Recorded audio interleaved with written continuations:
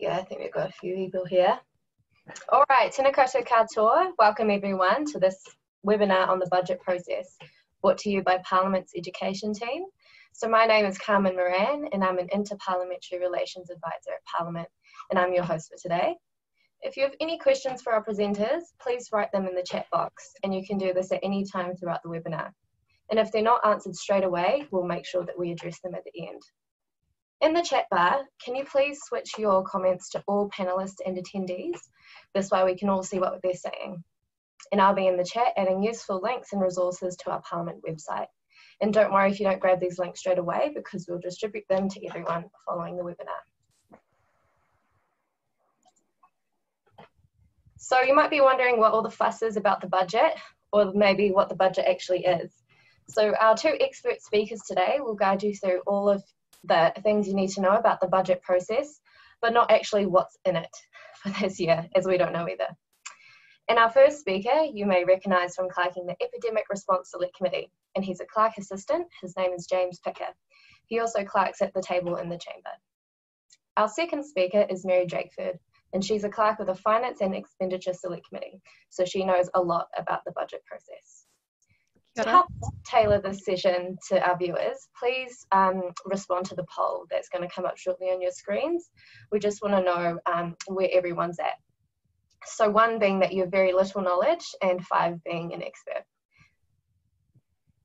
And we won't identify the attendees to the results, so don't worry.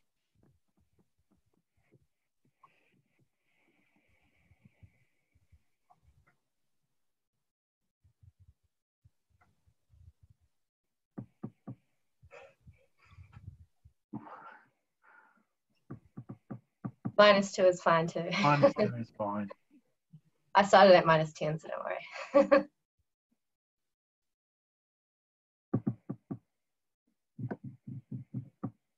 Awesome, that's good. So we have most people starting at beginner to, having a little bit of knowledge. So our speakers will keep that in mind during their presentation.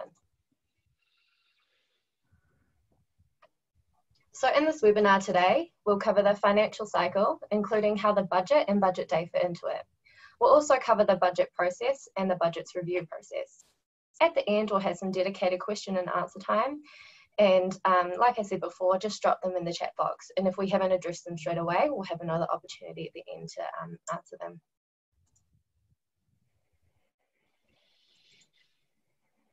Right, so first off, I'll hand over to James to walk you through the financial cycle. Afternoon, everybody. Thank you very much for joining us, taking the time out of your day to come and talk with us, ask us your questions, and hear about the budget, Parliament's financial cycle, and just generally the process that the House and Select Committees go through to both approve the expenditure of money and also to scrutinise how governments, how departments have spent it. The really brilliant infographic that you guys can see in front of you at the moment is the one on the Parliament website. When you get a second, I'd encourage you all to go and have a good look at it. Also lists on the left-hand side there the Public Finance Act 1989 that obviously contains a lot of the legislative provisions that apply to the budget process. But that infographic really, I think, drives home the point that Parliament's financial cycle is exactly that. It's a cycle. It starts with something called the Budget Policy Statement, which we'll come on to in a little bit, but the infographic there really has a lot of very useful information about the various stages of both budget process and what's called the annual review process, where they start, how they overlap, how they interact, and at what stage in the cycle the House and Select Committees are at any given point in the year. It almost doesn't matter what month you're in. There is a stage of the cycle that the House or committees are grappling with as one of the two main functions of the House of Representatives in terms of, holding the government to account, scrutinising the government, approving expenditure, and passing legislation. So if you get an opportunity, go grab it, go take a look at it. I think Carmen's put a link for it in the chat. There's a lot of really useful information in there, and yeah, it's certainly an infographic that I have on my wall in my office. Just so that it's there in front of me all the time, just in case I need a little refresher about where we're at. Click us on, Carmen. So as Carmen mentioned at the beginning, we're going to touch on a couple of different things. The first is obviously the budget itself. Now, that's focused on future government spending. It's a process used for House of Representatives approval for the government's plans, how it wants to spend money. But the other part of that process is the review process part, and that really focuses on the scrutiny of government after it's spent the money. So it's not just about the House saying, yeah, okay, whomever is in government, yeah, that's fine, we approve, you can go and spend the money that you've said you're going to spend.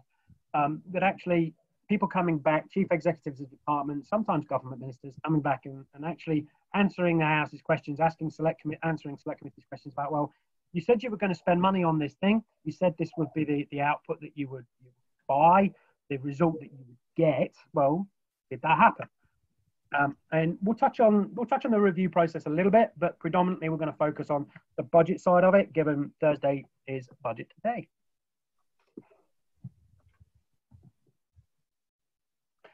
So, as a starter for 10, it's a really good place to start, just to set as a foundation the very straightforward principles that government spends the money it collects in taxes or money that it borrows on things that are what we might describe as national services. So that might be public health, which is obviously something that we're all uniquely engaged in the current circumstances we'll find ourselves in. It might be the education system. It might be transport, the building of new roads, new railways. It might be, the investment in schools. You might have children, your own children, or other family members have got kids who go to school. You might be in education yourself. All of those services that government can provide are paid for through taxes and through money that governments borrow. The budget itself, and we'll come on to the structure of it in a little while, is made up of votes and appropriations. So each of the various bits of the budget is called a vote, and each vote is made up of a series of appropriations. Now, I don't think we'll get into quite that kind of level of micro detail, that very granular kind of that detail of what's exactly in or might be in each page of the budget. So if you're expecting Mary and I to know what the Minister of Finance is going to say on Thursday, I'm afraid we might disappoint you. But it's useful to know the structure of the budget that gets presented, and we'll touch on that as we go through. Awesome, James. One question. Sure. Sorry, I'll just add. Sherry's just asked, where does the government borrow money from? So if you just want to so there's a variety of different ways that governments can borrow money, but effectively what governments issue are called bonds, and they are up to a certain amount. So you can institutions, other countries buy government bonds, and it's essentially the government promising to pay the holder of that bond back, and they take in the money for issuing the bonds, and spend the money that they get from borrowing that way. You'll have seen recently with the money that the government has spent through Imprest supply and the COVID-19 epidemic that one of the institutions that occasionally buys government bonds is the Reserve Bank. They will buy government bonds. So that essentially, governments borrow money from all kinds of places, and they can be other countries. It can be big investment institutions or central banks. Can I give you an example of how I can find the exact descriptions? Yeah, I can give you an example of where to find the tiny granular information. I'll touch on it a little bit, as it looks like we've got a couple of questions of where they can find that detail. So I wasn't planning on touching on it in a massive way, but when we get there, I promise I'll go into it a little bit more than perhaps I'd originally planned. And just while we're talking about votes and appropriation, James, did you have an example? We've got asked for a past one or imaginary of a budget announcement and how it's split up into votes and appropriations. I think there might be a good one on your PowerPoint. Is there a good one on the? If there's a good one on the PowerPoint, Carmen, and you want to flick to it, you go for your life, mate. No, it's up there now. Your background. Oh, okay, it's up there now. Oh well, yeah, no, the lollies and the chocolates. Well, what Carmen actually? I'm gonna give a plug to a video that you're in, then, Carmen, if you're going to do that to me. On the Parliament website, you'll find a spotlight video on the budget process that actually that image of the lollies and the chocolates comes from, that explains the different types of appropriations. But I mean, the best example that I've used on a number of occasions before, Mary will have heard me say this, so I'm sorry, Mary, but Mary and I are from an organisation, and Carmen, from the organisation called the Office of the Clerk. And within the budget, there is a vote, Office of the Clerk. And that sets out the money that's allocated to the office to undertake the work that we all do. That vote itself is made up of 2 appropriations. So we have one appropriation for what's called Secretariat Services to the House and Committees, that's the work that we do to support the House. And we have one appropriation for what's called Interparliamentary Relations, which is the relationships that we manage with other Westminster democracies across the world, including all of the ones that are in Australia, in Canada, in London, the mother of all parliaments, as they like to refer to. And you know, those are the 2 appropriations that make up the whole of the vote Office of the Clerk. And so for all the other votes, vote health, vote justice, vote Department for Internal Affairs, vote environment, they're all made up of appropriations. The chocolates make up the lollies. That's the purpose of the image, and that's how a budget is constructed. Each of the appropriations within a vote, for the vote Office of the Clerk, there are 2, as I say. There's a minister responsible for each appropriation. And that granular information that somebody was asking us about earlier on, that's where you'll find that granular information. If you go to one of the votes in the budget, and there's lots of different volumes of it when they publish it on Thursday afternoon, you'll find that granular information at the appropriation level, including which minister is responsible for which bit of the budget. In the case of the Office of the Clerk, our appropriations are the responsibility of the Speaker under the Public Finance Act, although he's not actually a minister the way the office is constructed. He's the responsible minister for the purposes of the Public Finance Act. So for our appropriations, it's him. For others, it's other ministers all the way through the budget. Awesome. We might leave it for questions there, just because I know there's some more explanations that might help address some of these questions. So we'll just move on, and then we'll get to them at the end if we don't have time. So we have another poll for everyone. Since James has just talked about how important it is, how many of you read the budget policy statement?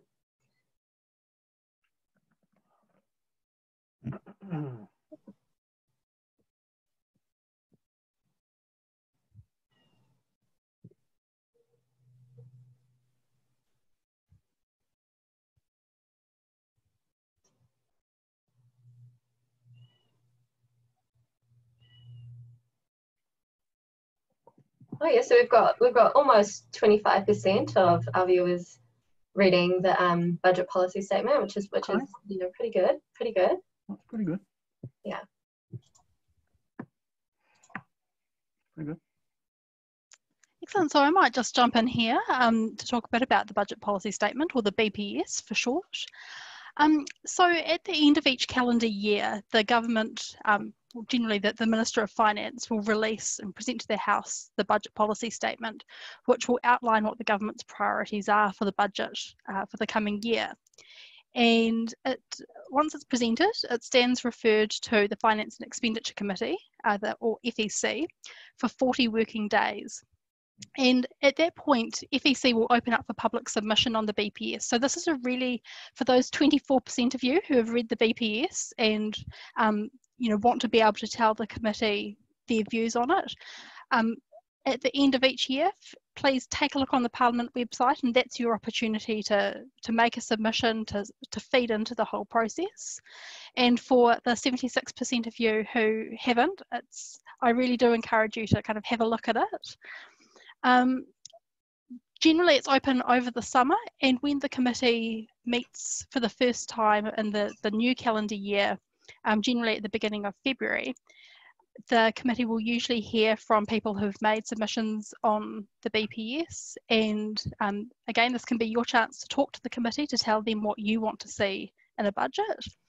And at that same meeting, the Minister of Finance, and usually who'll usually bring along some Treasury officials, will come along and talk about what's in the BPS.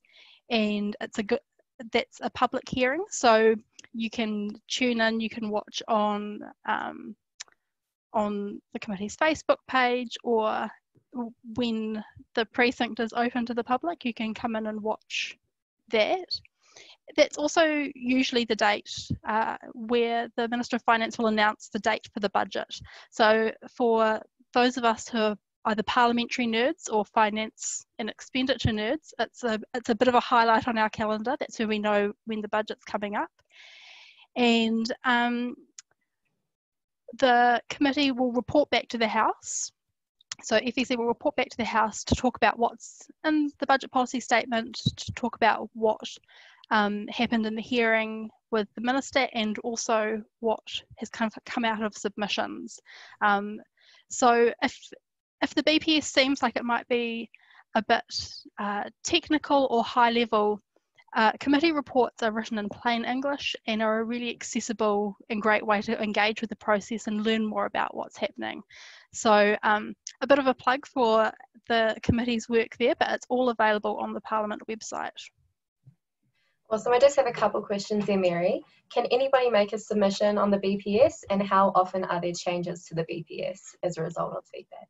So anyone can make a submission on the BPS as long as it's really while the committee is considering it. So it is considering it for generally between possibly like December and mid-February.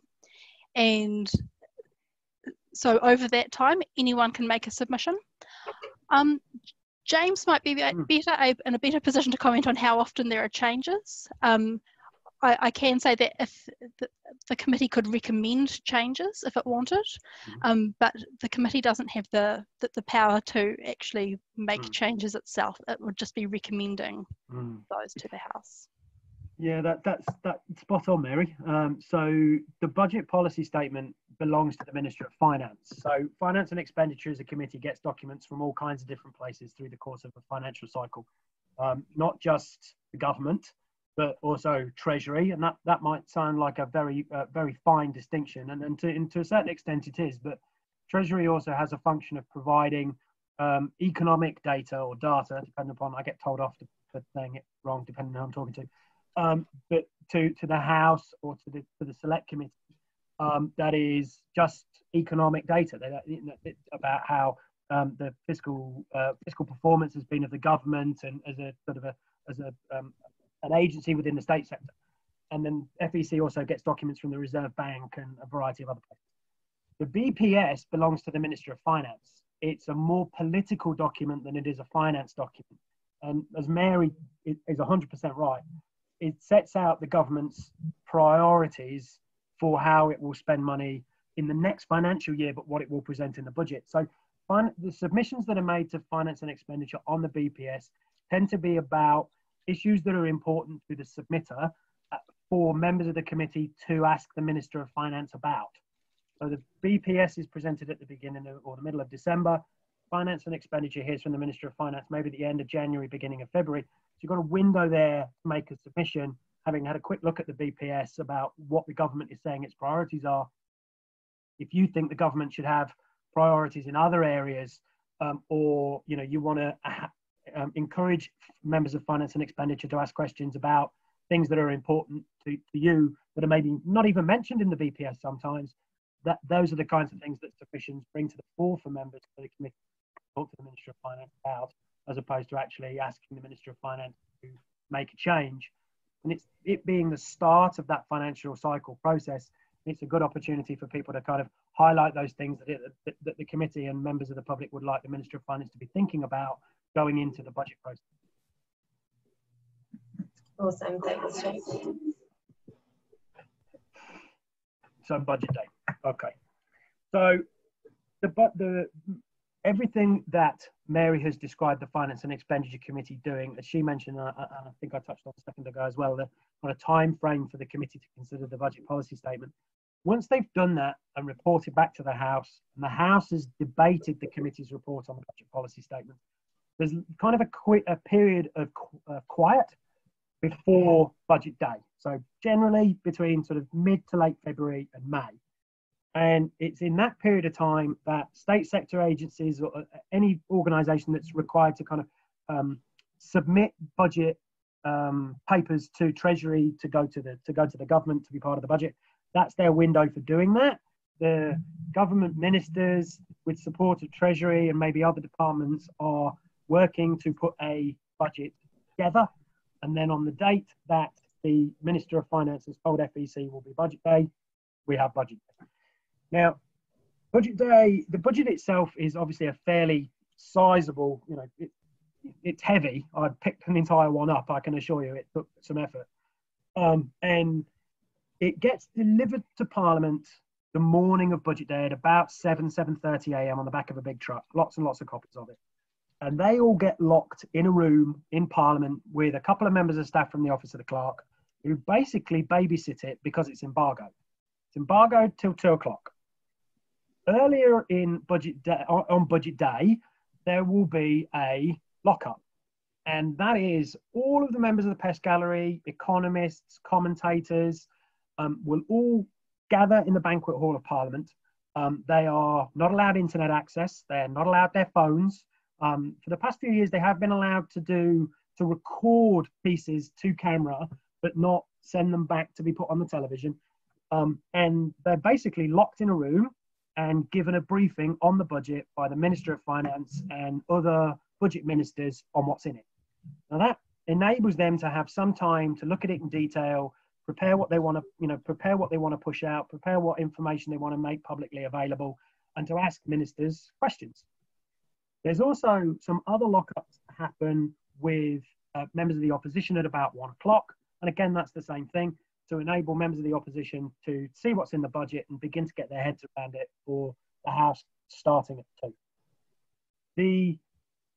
When the House starts at 2, if you watched the House of Representatives before, you will have seen that there's generally a flow to it every day. There's a process that we go through in which, you know, we do what we call general business. So you'll see the Clerk of the House stand up. His name's David Wilson. He will announce, you know, the petitions that have been presented or, you know, reports that have come back from select committees. And then we go into questions to ministers. That doesn't happen. Questions to ministers doesn't happen on budget day. Instead of going to that, we go to the delivery of the budget. And the Minister of Finance will stand up and present a whole variety of documents. So you'll see him actually stand up and sit down a few times, which might look a little bit strange because you think he'd just stand up and start to talk about what's in the budget. But what he's actually doing there is facilitating a process, a vehicle, if you like, for the House to scrutinise the budget, because the House needs to have something to pass through the stages, a bill to pass through the stages of the House to facilitate that scrutiny. So he'll, for the budget itself, and we'll come on to talk about things like what are called supplementary estimates, and for anybody who's maybe watched it before and is a bit of a financial cycle geek like Mary and I, Imprest supply, we'll talk about those in a little while. But the Minister of Finance will introduce an appropriations bill, and it'll probably be called, for the one on Thursday, fear not, I haven't seen it, but this is just a guess, Appropriations 2021 Estimates Bill. And it will get set down, this is all parliamentary language, so apologies if it's a little anachronistic, but it'll get set down for first reading straight away. The Minister of Finance moves to first reading, it gets voted on, it then goes straight to second reading. So appropriations bills don't go off to select committee like a tax bill might do or a transport bill might do. They go straight on to second reading. And that's the bit we're all really familiar with. We're all really familiar with the Minister of Finance making something between a 20 or a 25-minute speech about what's in the budget. That's the budget speech or the budget statement. It gets called both. And as I say, that lasts about 20, 25 minutes. You then go from the Minister of Finance to the Leader of the Opposition. The Leader of the Opposition will stand and move a no confidence motion. So the very beginning of what the Minister of Finance says is to move that the appropriations bill be read a second time. And that's the beginning of the second reading debate.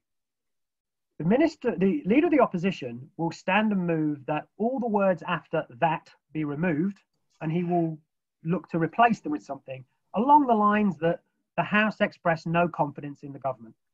And he'll generally then go on to add some more words to explain why, and then go into his budget speech. That no confidence motion is moved by the Leader of the Opposition because the budget is what we call a confidence and supply vote. So it's one of the things that is key to confidence in supply agreements if you're going into government, if you're a political party, or confidence in supply arrangements that you might go into with other support parties, around the ability of a government to command a majority in the House to pass a budget or to pass a confidence or get past a confidence in supply vote. So the leader of the opposition will start his speech with that motion. He'll speak, and then they'll go back across the House again to the Prime Minister, who will speak on the budget, and they'll go round the leaders of the House, I apologise, they'll go round to the leaders of the political parties, and that tends to be what we would see on budget day as the sort of set piece delivery of the budget. When they get to the end of the leaders of political parties, what governments have done over the last few years is to move that the debate be adjourned. Now, that, again, basically just means they want the debate on the budget to stop at that point. They'll pick it up again later on, because actually that second reading debate, that budget debate, is 15 hours in length. You don't, thankfully, for those of us who go in and out of the chamber or support the House of Representatives doing its work, you don't do 15 hours back to back. The government can pick it up on other days and do a few more hours over the period of maybe a couple of weeks. But they'll then move on to budget legislation. So as part of his speech, the Minister of Finance will maybe set out what the government wants to do, and then there will be the need to change the law in order to make it happen. So an example that you might have seen in previous years of that would be maybe they're changing the customs taxes on alcohol, cigarettes, petrol, these sorts of things, that they want to, having announced that they're going to do them, they want to do them there and then. So they will move on from the budget debate, pick it up another day over the course of a couple of weeks. They'll move on to that legislation, and they might move urgency. I think the leader of the House has maybe indicated that's something that the government is considering for this budget day, to go through that legislation there and then on Thursday afternoon. So there's a whole lot of information there, and I'm acutely aware I've been talking for a very long time. But you start all the way from the Minister of Finance making his speech through to hearing from all of the party leaders, including a motion of no confidence, through to budget legislation, and into the evening of the House continuing to scrutinise the legislation the government wants to do, or if they carry on the budget debate, carrying on with those 15 hours worth of budget debate. So James, I'll just I've got a question. Big in breath now. Does the leader of the opposition always ask for a vote of no confidence? Is this a standard? It's what it's become sort of customary for it's precedent. That's what leaders of the opposition will do, because it is a confidence motion, and the leaders of the opposition will do it. It generally sets the scene for the leader of the opposition speech, and the reason for that is that if you think that the leader of the opposition, the budget's embargoed, so the leader of the opposition maybe and the ministers that support them maybe haven't seen what's in the budget until 1 o'clock that day when they go to the lockup. And they know that at about 2:50 they've got to make a speech on the budget. So they will prep some words in advance, and part of the focus of prepping that speech to the House might well be what motion of no confidence are they going to propose to the House and why. And then as part of scrutinising the budget at 2 o'clock in detail, when it becomes publicly available and everybody can go on the Treasury website and see it, is to then work into the leader of the opposition speech details of maybe what the Minister of Finance has announced, or maybe what they would do differently. But they don't have to. A leader of the opposition doesn't have to move that motion. It's purely within their power to decide whether to do so, but they do traditionally do that at that point.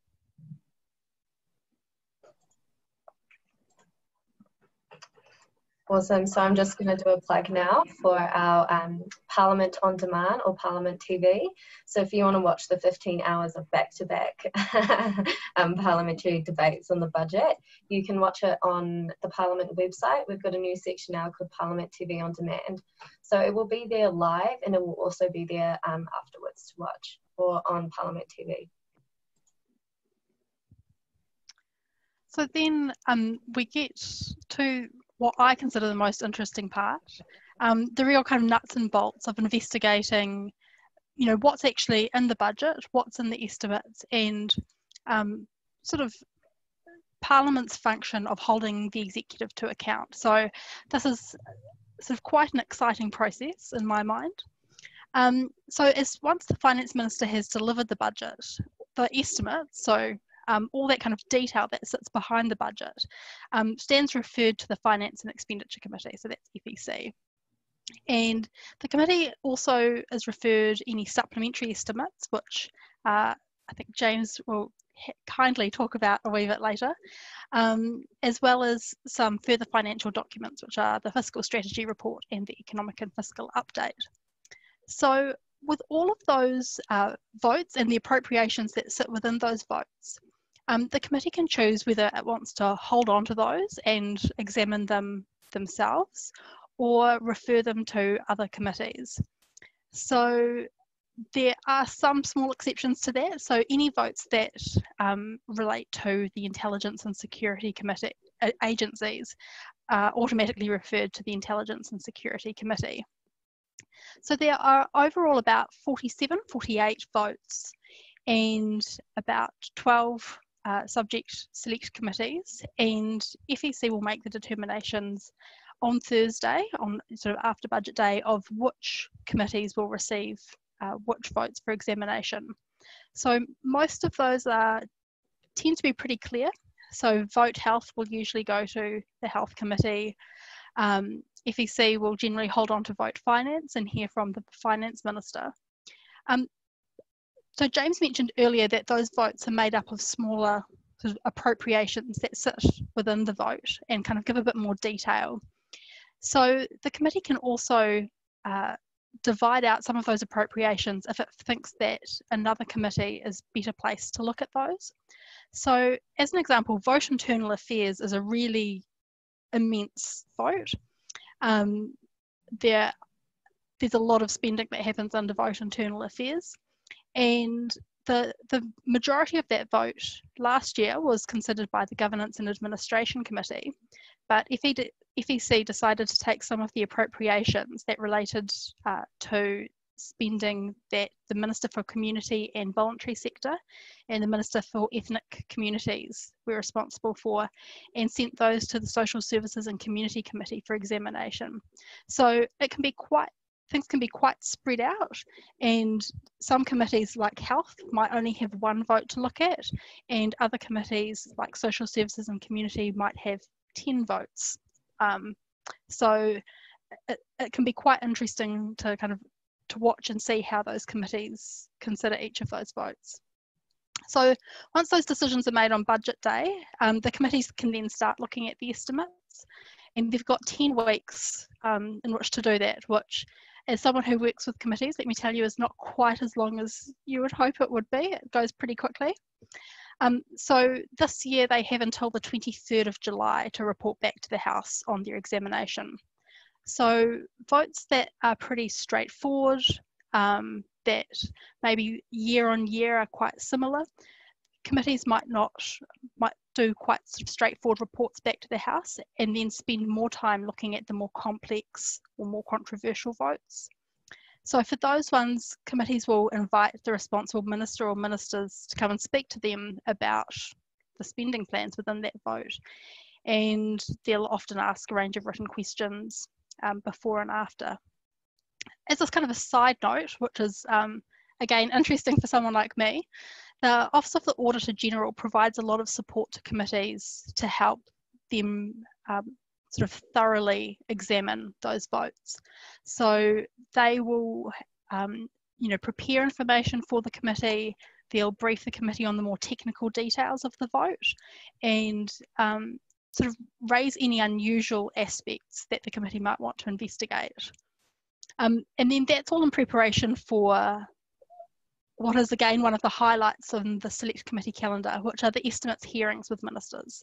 So these are one of the very few times where ministers actually come to Select Committees, and it's a really interesting and useful opportunity for members to be able to have some face time with the minister and be able to probe into any questions they might have that relate to that spending. So those hearings are often quite political, and quite interesting, and I would really encourage you, if you have any interest in any of the votes or any of those aspects, to keep an eye on the schedule of meetings, which is on the Parliament website, and on committee Facebook pages, so that you can tune in, because all of those hearings are open to the public. That's pretty much that in terms of consideration there. If you wouldn't mind going to the next slide, Carmen. So what that's all building to is the committees, each committee needs to report back to the House on its findings. So as I said, they've got until the 23rd of July this year. And the reports that committees draft and present to the House generally cover a basic outline of what's in each vote, the details of any relevant programs, any plans that are going to be arising as a result of the budget, and also what happened in the hearing, which might have strayed slightly away from the details of the actual spending. And once those reports have been presented, they will be published on the Parliament website, and for the last sort of 10 years or so, all of the reports from select committees are up on the website, so feel free to go and do some background reading ahead of this week's budget and this year's reports. And the committee will also publish any responses to written questions, and also any advice that they've received from the Office of the Auditor General that's helped inform their consideration. Like what I mentioned earlier with the BPS, the Budget Policy Statement, the committee reports are a really great way of kind of learning more about the subject. They're written in plain English, they're written to be as easy to understand as possible, and are a really great way of learning, you know, the committee's thoughts on the vote, as well as the details of the vote itself. So yeah, really do encourage you to take a look, because they're really good. Carmen, if it's okay with you, can I, before we just move on to that next bit, or just sort of pivot back to a couple of questions that oh yeah, for sure. That's okay. No, you're all good. So somebody asked, in the current COVID situation, how much flexibility does the Ministry of Finance have to change the budget from what was signalled in the BPS? That's a really, really good question. The budget policy statement being just a sort of outline of what the government's priorities are. There is often, you know, there are times when that changes between sort of February and May. A decent example of it is, yeah, COVID-19, but there have also been natural disasters like earthquakes that have occurred between, you know, when the Ministry of Finance published the BPS at the back end of a calendar year, and then coming around to the budget in May. The government have got quite a lot of flexibility to completely change what their priorities are. Then the budget policy statement doesn't tie them to a particular set of spending priorities. They can change it as they see fit. In terms of actually changing the budget because of the last 5 or 6 weeks in the COVID epidemic, governments tend to, and ministers of finance will set up their own process behind the scenes to work through the proposals that departments make for spending, and that will often include some of their other ministerial colleagues working in groups over the course of often several months to figure out, you know, what should go forward to cabinet for approval, and what's going to get a no. And the amount of authority, if you like, the Minister of Finance has got to make those sort of decisions unilaterally is really up to the individual government of the day. They may go back into those groups with other ministers. They may work with their partners. They may have just complete authority to make those decisions themselves. It really is up to the arrangements put in place by a particular government to decide what to do, and to change course because of a particular event or series of events that have occurred since the BPS.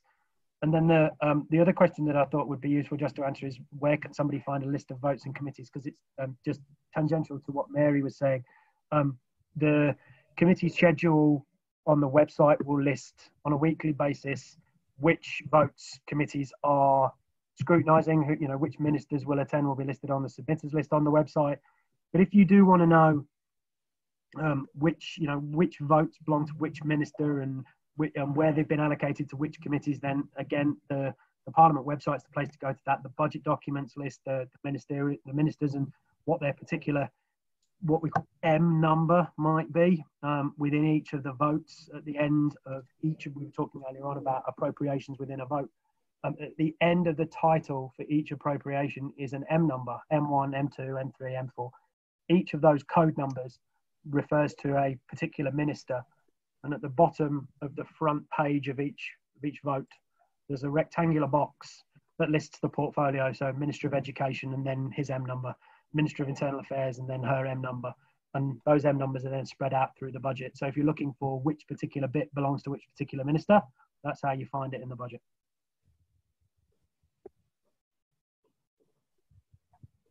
Awesome. Do you just want to ask some of the questions at the end? Or?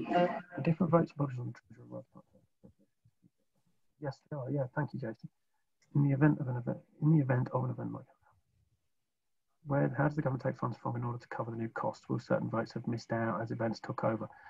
No, it's not Wendy, it's not a simplistic view. It's not. It's a very, very good question because governments have to make these kinds of decisions. Are they going to, had they previously thought to themselves, we're going to spend $10 on this thing, and now we're not going to spend $10 on that thing, we're only going to spend $5 on it? Or do they have to make decisions about borrowing more or just not spending money on things that they thought maybe they had to? All of those, in events like these, and in every year, governments have to decide what they're going to spend money on. I think I've heard the Minister of Finance in lots of different governments, not just the present one, say that there are always trade-offs that they have to consider. There's always something that a department has asked for to be funded that they unfortunately have to say no to because they don't have the money to do it, or it's not a sufficient enough priority to enable them to fully fund it. Governments have to make decisions like that all the time. No, it's not a simplistic question at all. Awesome. There's just one more in from Jason. So for a vote like revenue, does the appropriations figure include, for example, the fiscal costs for the government, of tax concessions, for example, or just the government's spending on inland revenue? It will vote revenue is the money the government is spending on inland revenue and the things that inland revenue provides. So it won't, the money within vote revenue won't necessarily list the ins and outs, if you like, of the government's books. Those things you can find in the government's financial statements, which they publish every month. So there's you'll find those on the Treasury website. So there's they're called the government financial statement for the year ending, and then there's a month, August, September, October, published every month. And then at the end of the financial year, they publish the government's financial statements for the year ending 30 June, and they get scrutinised by the Finance and Expenditure Committee. But you'll find the overall government figures in that document as opposed to in vote revenue. Vote revenue is just the money the government is spending on the services provided by or managed by inland revenue, including, for example, student loans. That's managed by inland revenue with help from other departments, obviously. But yeah, so maybe the amount that is allocated to inland revenue to do that work, not necessarily the amount that's in there for paying out student loans. Okay. Carmen, do you want to click us on one a little bit? Okay. So Mary's given you a really brilliant and a description of the Select Committee scrutiny process. It is a really, really good watch. Ministers don't often appear before Select Committees, and for budgets and spending proposals they do, and it's often a really, really interesting hearing. They get into quite a lot of detail with ministers and officials about what they're spending money on. So if you've got a particular interest, I'd really encourage you to watch. But when committees have finished that 10-week period, the focus then shifts back to the House. The appropriations bill that I mentioned earlier on when that 15-hour debate on the second reading finishes, the bill sits on the order paper, awaiting its committee stage, committee of the whole House stage. And that's the bit that happens next after Select Committees are finished. So the government, again, will decide when it wants to get on with what we call the estimates debate, which is the committee of the whole House stage. And that's 11 hours in length.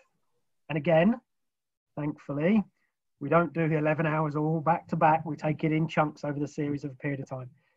But the budget itself that's presented on budget day is made up of 10 sector volumes. So each of the votes is grouped into a sector. Again, I'll use our own office as an example. The Office of the Clerk is in the Finance and Government Administration sector, and there are a series of votes that are in that sector. And we get debated, our appropriations, our vote gets debated as part of that sector. So you can see 10 sectors and 11 hours. You can kind of see how it's starting to line up in terms of how they do it. But we don't quite take 11 hours and just go, right, okay, it's going to be 1 hour and so many minutes per sector. The Committee of the Whole House is broken up into 5-minute, what we describe as calls. So that's 5 minutes for an MP to speak. And we take the 11 hours, we divide it by the 5-minute calls, and we will say to each political party in the House, you have so many, let's say 56, you've got 56 5-minute calls through the course of that 11 hours. And you can use them, political party, however you like, on whatever sector you like, when you choose to. And so they'll start the Committee of the Whole House stage, and we'll go through each sector, and the parties will decide where they want to use their calls, what they want to debate, how they want to debate it. And when we're in a particular sector, they can debate any part of it. So they might debate the vote Office of the Clerk, they might debate vote internal affairs, or it might be any of the bits that make up that sector. And when all the members who want to take a call on that sector are finished, they move on to the next one until we go all the way through all the sectors and through all the calls, and that's the committee, and the whole 11 hours, and that's the Committee of the Whole House stage. So I think what you can see from that is you've got two processes that basically mirror each other. You've got select committees that are doing a lot of fine detail scrutiny of the particular votes that are given to it by Finance and Expenditure.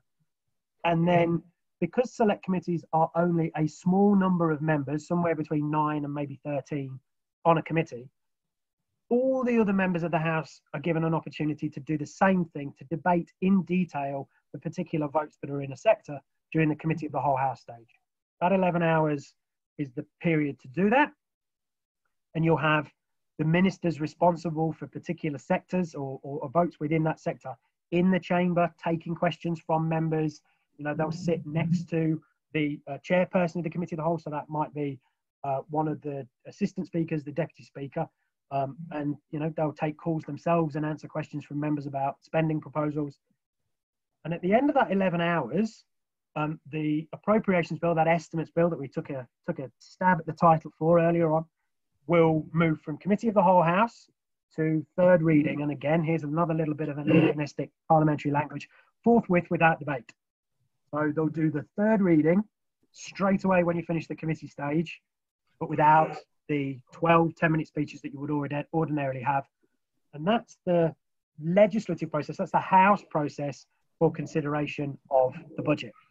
And that has to be done in 3 months from budget day under the Public Finance Act. That's the requirement. 3 months is what you get. Now, anybody who, like me, occasionally has to look at a calendar to figure out in what order the months come, will have realised that, you know, 3 months from May is already into the new financial year. And governments can only spend money with the approval of the House. They can't spend money in any other way. So if you're going to carry on spending money after the 1st of July, and there's a lot of people obviously that want the government to still do that because fundamentally they're employed by a department that's funded by the government, the government needs permission from the House to do that. And that's where that phrase on that slide, Imprest supply, if you've never heard that before, that's where that. So the government will also introduce during the budget process an Imprest supply bill. And it's generally titled Imprest supply first for 2020-2021. Okay, again, stab in the dark. That will set an upper limit for the government to spend whilst it's passing its budget. And in actual fact, before we all went to alert level 4, the government put an Imprest supply bill in front of the House for additional permission to spend beyond what it had already got permission for from budget last year under an Imprest supply, so that they can have permission to spend money during the lockdown period. But the time of year when we would really only ever see Imprest supply is at budget time. It sets a limit for the government to spend. The government carries on spending money while it's passing the budget. paying for things, investing in things, it might come back a second time with another Imprest supply bill when it, if the budget takes longer than it thought to pass, and they need to move those limits higher. That money's not new money or special money, or it's all part of the one budget, but the House is just giving it permission to continue to spend money whilst it passes the budget, and that's Imprest supply. The last thing that's on that slide, if memory serves me correctly from the previous one, is what's called supplementary estimates. So again, we come back to that fundamental principle that governments can only spend money that's approved of by the House. But during the course of a year, governments might find that something that they thought was going to cost them $10 actually cost $8. And something that they thought was going to cost $10 actually cost $12. And it would be useful to be able to use the $2 they saved over here to pay for the $2 they want to spend or have spent over here. And what they do in order to get the House's permission to have done that is supplementary estimates. So again, on budget day, you'll see the Minister of Finance introduce a supplementary estimates bill. And that's got another book that sits with it that's about that thick. And that book, that supplementary estimates supporting material, goes off to Finance and Expenditure on budget day. They look at it with some experts, with some advice and support from the Treasury to detail with members what's in there and what is it. And FEC will report back to the House before the end of the financial year on what's in those changes. So the government has, as it's gone through the year, found that things didn't maybe quite line up as they thought, or they want to make some changes. They want to come back and get House approval, because they need to have House approval. They come back through the supplementary estimates process, through the scrutiny of finance and expenditure, through another, legislative process, a bill that gets read a first, second, and third time to get the House's approval for the spending that it's done in delivering the things it said it would deliver a year previously. And again, another large intake of breath and a sip of.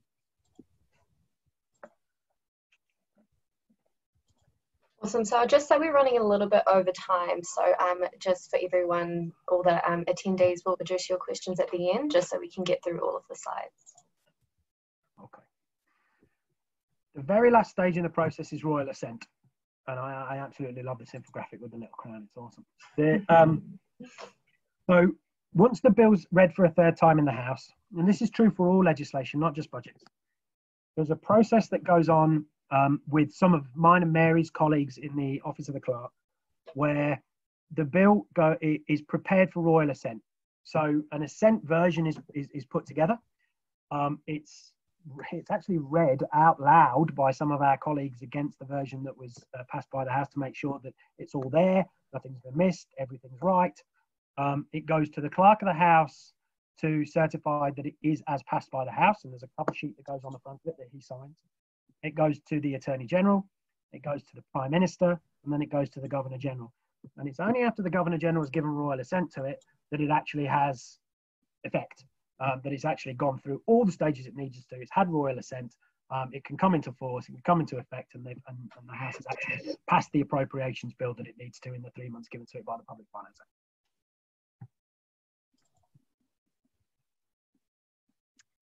So at the other end of the financial cycle, so if you think back to the beginning of this presentation, that beautiful diagram with the sort of almost kuru appearing view of the financial cycle, right at the end of that is what's called the annual review process. And so that's, I guess, the other end to the estimates.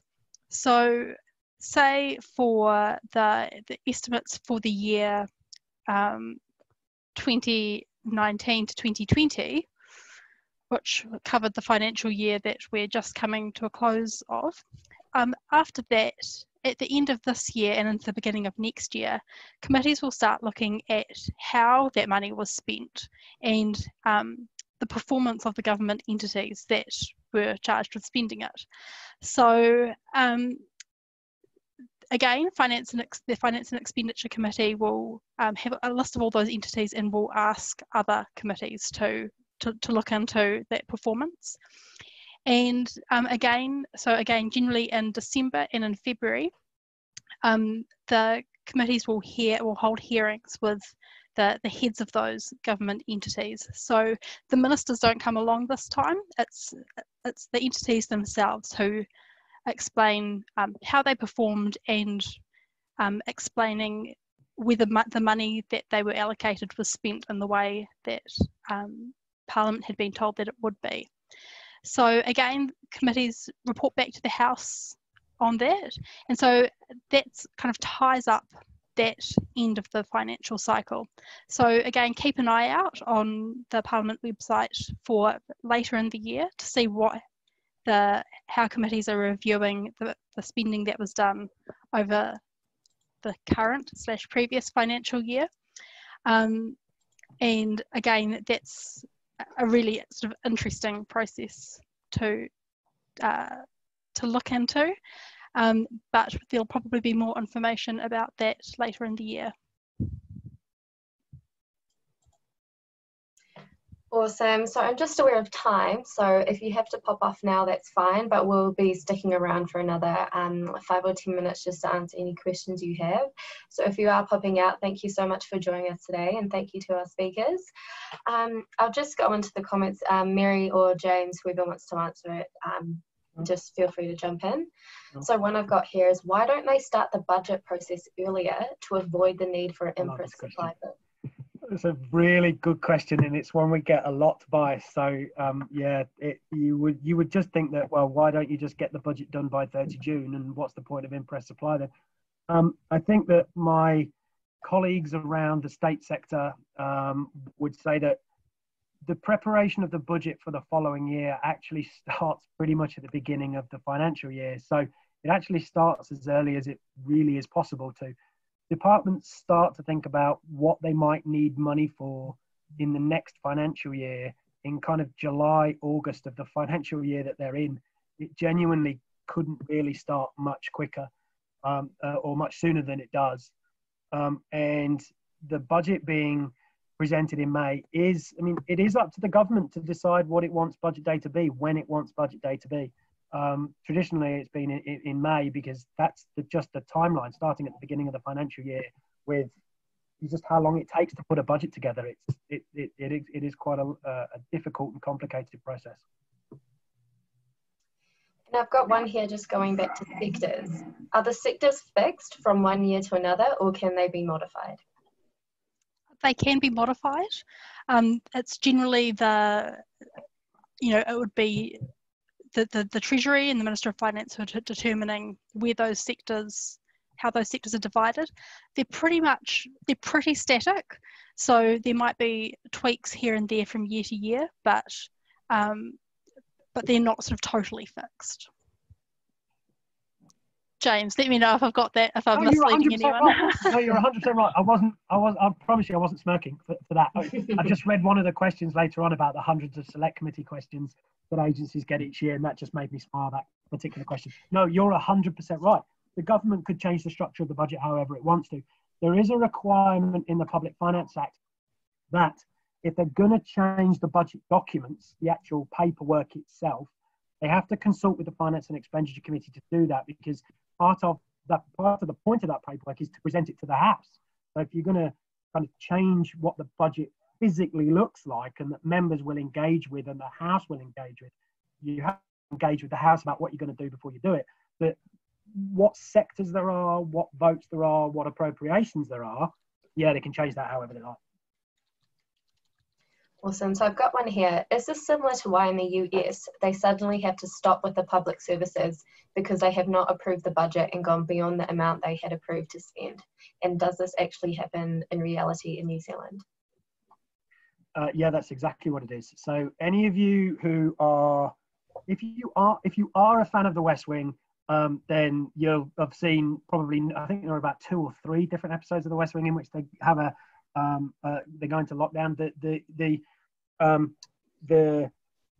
Yes, that's exactly what it is. The Congress in the United States has not passed a budget, therefore departments are not able to continue to spend money. We have Imprest supply so that the wheels do keep on turning. Has it ever happened in New Zealand? Not that I'm aware of. The process to continue the wheels turning has existed for a long time. And I'm pretty sure that this question is just talking about the budget in general. It's come from Facebook. Has the process ever been delayed? Can they do that, and how would that be done? Could the process ever be delayed? Yes, it could. I mean, without going back and having a look, I can't answer the bit about has that ever happened. I genuinely don't know. But can it happen? Yeah. I mean, the Public Finance Act says that the budget has to be passed within 3 months, but the House and the government decide that. It's effectively it's a responsibility of the government to make sure their budget gets through within the months that are given to it. So that is what happens. But if they wanted to, they could do. It's not necessarily a good look for a government not to comply with its own statute book. But yeah, I mean, it could do. The process in the House is not subject to the law. So I think I'm going to the question that you were laughing at, James, before. Who writes the 100 of select committee questions for agencies each year, and who reads all of the answers, and why does there need to be so many? Yeah. I might leaf into that one. Thanks, mate. Appreciate that. Mary, no, you go. No, if you're going to go for it, you go for it, mate. I'm happy for you to go for it. So select committee questions come from the select committees themselves. So members of the committee can propose different questions that they want to ask to ministers, and it's up to the committee to adopt them as a whole. So who writes those hundreds of select committee questions? That's the members. They come from the members who have decided they want to ask them, and from then the committee that has then agreed to adopt them. Who reads all the answers? Well, personally, I'd be hoping that that was all of you. It's many of us, so who work in Parliament. It will be the members. It will be, they're also published to the Parliament website, so you can view them yourself. And a lot of the time, any key aspects from those questions or any kind of particularly interesting points that the committee has really focused on will also be included in the select committee reports. So why do there need to be so many? Because the committee has decided to ask that many, and to give us all some really great reading material. I should point out two very quick things, because I know that we've run over time, and if people need to go there, obviously they can do.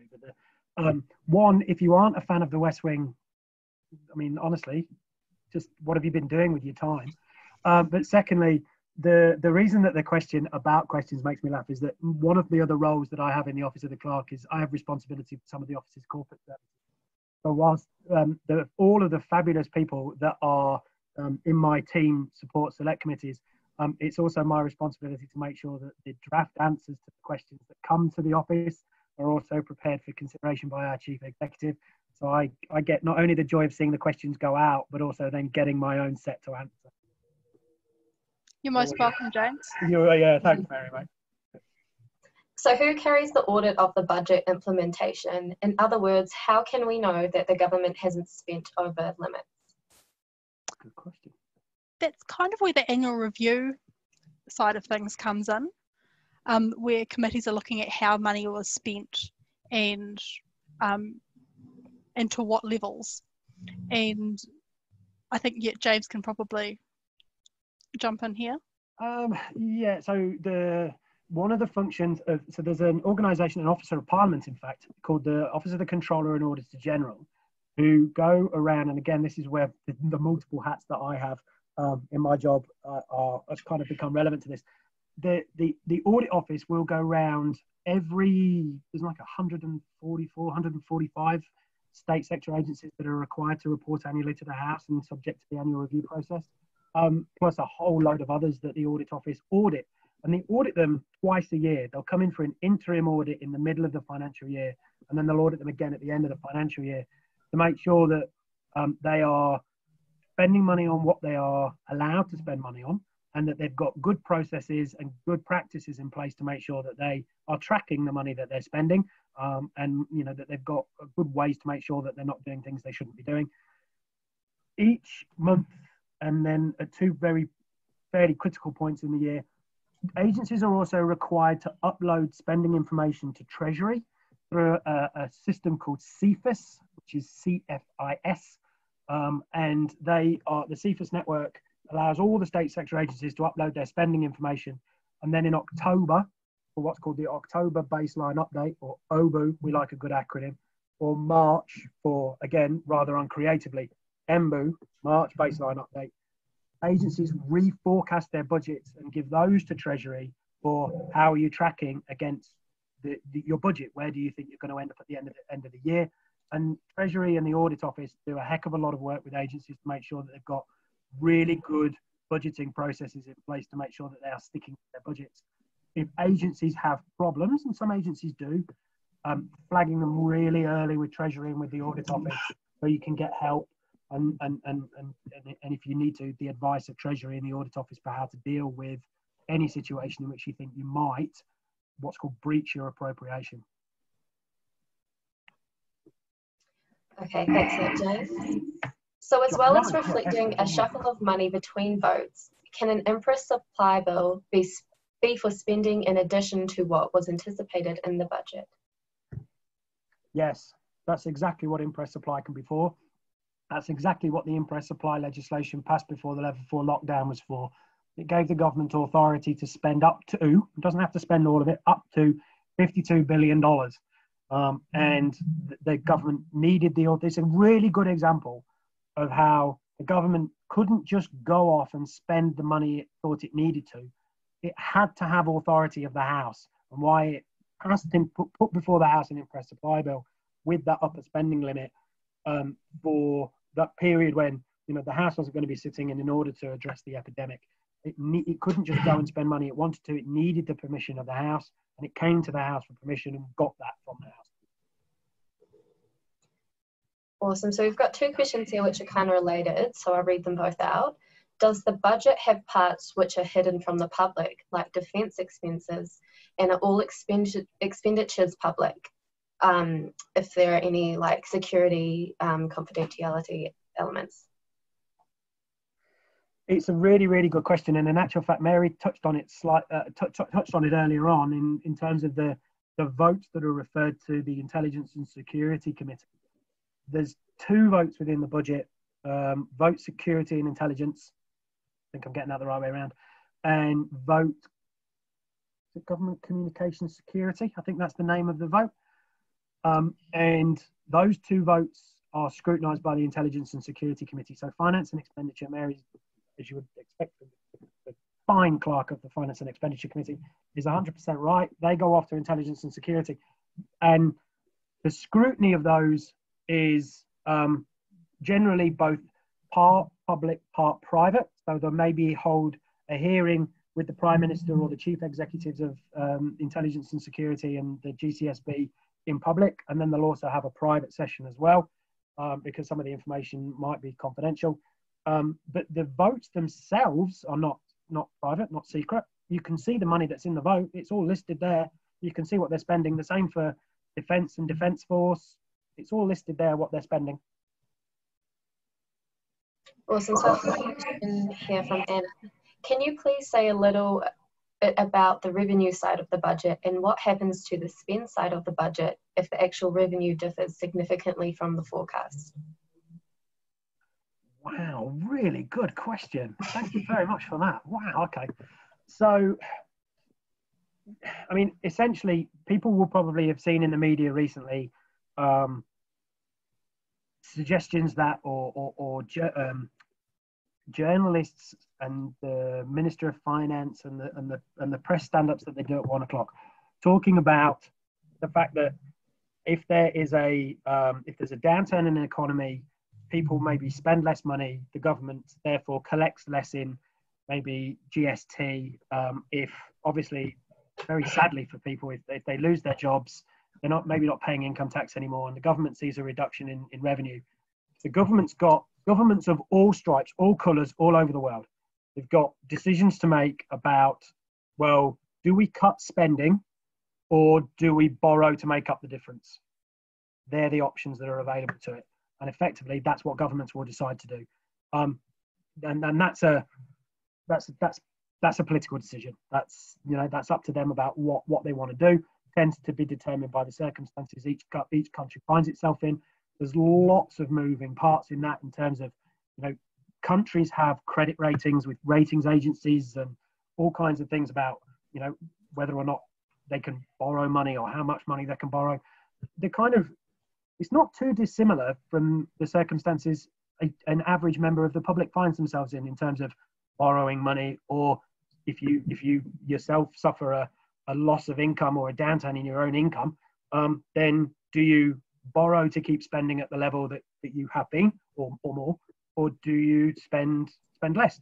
And again, there are lots and lots of views across the whole political spectrum about what governments should do in those circumstances. But governments make those decisions they make those decisions every year. They have projections of what their revenue will be. Sometimes they'll talk about being in surplus because they're getting more in than they anticipated. Sometimes they'll talk about being in deficit because they're getting less in than they anticipated. And that, but equally, again, I'm sorry, we disappeared down a rabbit hole. That can be cyclical. That can be depend on the time of the year, you know, and what's happening in the economy. But yeah, governments have those decisions to make all of it. Awesome. So I think that might be all the time that we have today for questions. So I'll quickly say thank you again to James and Mary. And for our attendees, while we can't actually come to Parliament at the moment, please check out our virtual tour of Parliament. You can download the free app called Parliament XR. It's one of those cool things that you can walk around and it looks like you're walking through Parliament. And if you have any other questions about the budget or about Parliament or anything else that's going on, please get in touch on our Twitter, Instagram, Facebook, or you can email us at parlinfo@parliament.gotv.nz. So take care, everyone. Ka kite. Thanks, everyone.